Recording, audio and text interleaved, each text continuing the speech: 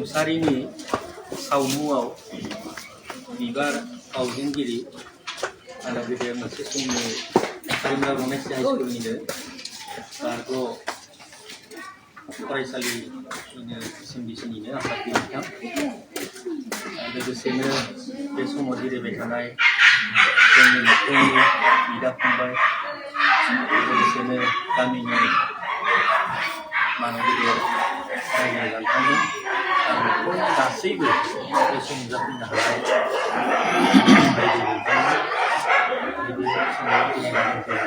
दौरि सानो जोंनि दिनैनि जि हाबाफारि बेयाव एसे खोनानानै गोबां एसे आख' जादों जाखादों मानो आख' जादों बा जाखो खारना बेनो जे जोङो हाखु दाखुयै हयथ' मोनसे खाम्फा बानायनो हायाखिसै खाम्फा बानायनायनि बेलायाव बा खाम्फा थानायमोनब्ला बै बिबार मालाया आलादायै बे बावनाय जाहैगौमोन बेखायनो बे बुस्थुआ एसे आख' जाहैदों मोनसे जायगायाव बावनाय जायो खिन्थु जों थाइसेयावनो बे बावनायखौ देखायबाय आरो गिबि बन्ति प्रज्वलन हिसाबै न'खरनिफ्राय जोंनि बिहामजो गिदिरानो फोजोंबाय दा बेखायनो बे दाहा फोरमायनायाबो एसे आलिमिलि जानानै फैसा मोननो हायो जियानो जा जोङो माबा मोनसे गोरोन्थिनि थाखाय जोङो न'खरनि जानानै बाहा बिबाय खोथाया बेनो मा बुंनो दंबावो दहायनो जोंहा लाबोबाय आंनि बिबान हाबाफारिनि बिबान लानायावनो जियानो जों मोनसे सानखांदोंमोन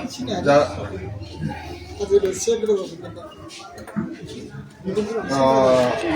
रामसियारि आमाया बुंदोंमोन सिगाङावनो जे गोबां जाहोननि थाखाय हायासै बिसम्बिखौ दिहुननो थाखाय दिहुननांगौमोन बे गोनांथार दा जों बेखौ सानदों दा कसारि बिथांबाबो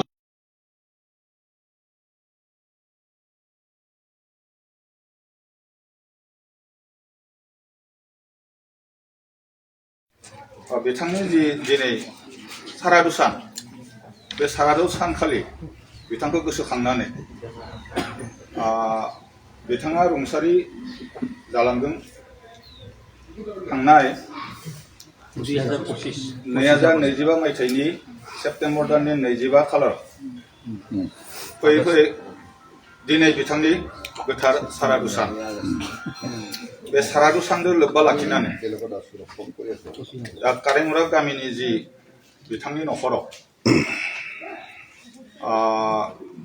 खायसे हाबाफारि लानाय जादों बे हाबाफारियाव बाहागो लानो थाखाय हांख्रायना लाबोदों बे आंखौ बिबार माला बावजेननाय बिबार बावनाया सोलिबाय थासिगोन गिबियाव थांबाय आलारि बाथि लागायनाय बिनि बे सारादुआव बिथांखौ गोसोखांनानै जि सावरायमेल खुंनाय जादों स्मृति सान होनना बुङो असमियाव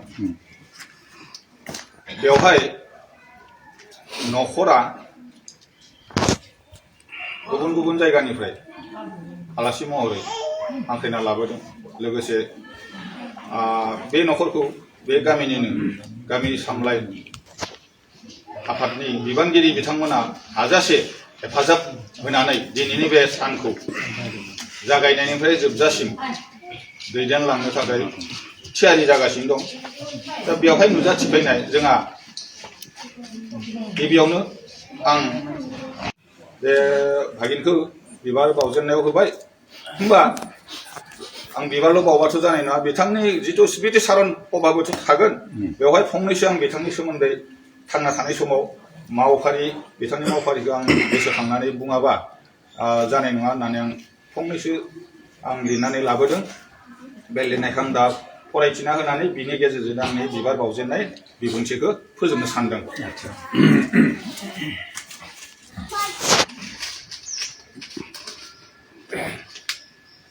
दिनै रबीन्द्र रामसियारिनि रुंसारि जालांनायनि थाखाय सारादु खुंनायनि फोरबो सान रबीन्द्र रामसियारि बिथाङा थांनाय 2025 मायथाइनि 25 आगस्टआव रुंसारि जालाङो रुंसारि रबीन्द्र रामसियारि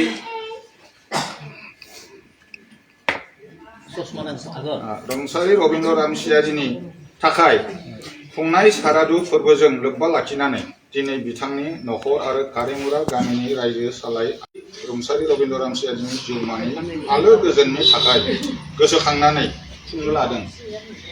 बे हाबाफारि लेखा बायदियैनो दिनै सेथि हाबाफारियाव गोसोखांनानै आलारि बाथि फोजोंबाय। नैथियाव बिथांनि गोसोखां महर सावगारियाव बिबार माला होनानै सिबिनाय।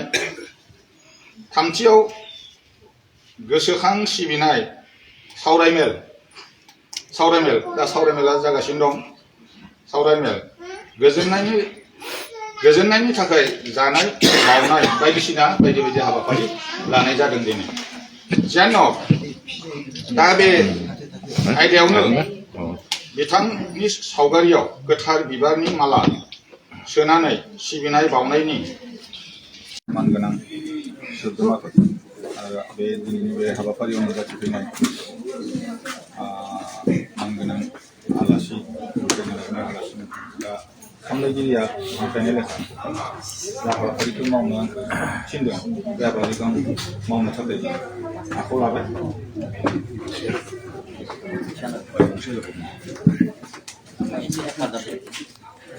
दौरिफोर हेफाजाब हो मोजाङै।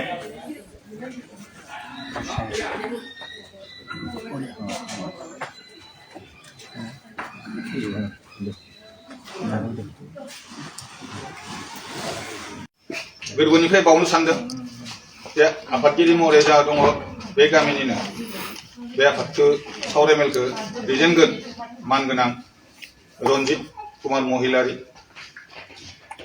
बिथाङा बे कारेमुरा रनासि गोजौ फरायसालियाव आखान्थि आफादगिरि महरै दैदेनबोदोंमोन। बिथाङा आरो भालुकदंगा गोजौ फरायसालिनिफ्राय आखान्थि दिनै बे आफादाव बिथां रुंसारि रबीन्द्र रामसियारिनि जिथु गोसोखांथि सावरायमेल बेयाव नुजाथिफैनो हानायखौ आं जोबोद गोजोननाय मोनदों। आरो आफादाव नुजाथिफैनो हादों जोंहा राजेन्द्र रामसियारि सौदिटकनि मानगोनां जा सम्पद बसुमतारी जा नखरनिब्लाबो जा नगेन रामसियारि दङ आमाय आरो रनासि गोजौ फरायसालिनि आथिखालनि गाहाय फोरोंगिरि मानगोनां रामसिं दैमारि बिथांजों रनासि गोजौ फरायसालिनि मानगोनां स्टाफ नोंथांमोन आरो बायदिसिना माने बिबान थानाय आलासि नुजाथिफैनो हादों। जियानो आरो गासैनोबो आं गामिनि गासै सोद्रोमानोबो आङो माने आंनि गोसोनि सिबिनायखौ बावनानै बिथांनि रुंसारि रबीन्द्र रामसियारिनि जि सावगारि बेवहाय बिबार माला बावजेननाय हाबाफारिखौ लानानै आं फंनैसो बिथांखौ गोसोखांनानै गोसोखांनानै एसे सिबियाब्ला गोसोआ फोथायनाय नङा। बेनिखायनो आं बिथांनि सोमोन्दै जा गोसोआव गोलैदों जा रामसियारि आंनो होबाय आरो बे हाबाफारिखौ मावखांबाय। बेजों सोमोन्दो लाखिनानै फंनैसो गोसोखांनाय बाथ्राफोरखौ फोरमायथियाब्ला बिथांनि जिउमाया गोजोननाय नङा। रबीन्द्र आमाया गोमोरलांबाय। दिनै बिथांनि खायसे सुबुं आरो समाजनि थाखाय मावनानै गालांनाय खामानि थैनानैबो थैनो रोङै जालांबाय होनना आं सानो। बिथाङा सासे फोरोंगिरिमोनब्लाबो समाजनि थाखाय मोजां सानग्रामोन। फरायसालियाव फरायसाफोरखौ फोरोंनायनि अनगायैबो गामियाव एबा नखरफोराव सुबुंफोरखौ लोगो मोनोब्ला बा लोगो हमनानै मोजां मोजां गिहा होनानै थुलुंगा होयोमोन। जायनि फलाव आं बिथांखौ सिबिनानै आरो गुनि गियानि बेनिखायनो बिथांनि बाथ्राफोरा फंफ्रोमबो सोब अमृत बायदिमोन। टेलेन्टफोरावसो बुङोमोन। बेखौनो आं मोनबोनाय जादों बिथांखौ। बिथाङा बाथ्राफोरनि जोहै बुंनानै नलेज होनो नाजायोमोन। बेनि थाखाय बिथांखौ दिनै बावगारनो हाया। दिनैनि बे सानाव बिथांखौ गोसोखांनायजों लोगोसे कारेमुरा गामिनिनो रुंसारि जालांनाय सानैसो समाज सिबियारि जोहोलावफोरखौ कारेमुरा गामिनि रुंसारि महत रामसियारि, थामथियाव मोनगोन रुंसारि आनन्द रामसियारि, ब्रैथियाव मोनगोन रुंसारि सुर्यकान्त दैमारि।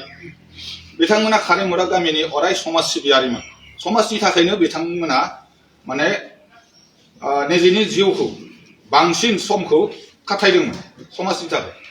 न'खराथ' मोजांखा न'खराव खुनु अभाब अभियोग गैयामोन बिथांमोना बेनिखायनो बिथांमोना समाजनि थाखाय मोजां सिन्था खालामनानै मावनो नाजालांदोंमोन आं नुनायाव बै समाव बिथांमोना मावोबा आं सेंग्रामोन कलेज फरायनाय सेंग्रामोन जोंहा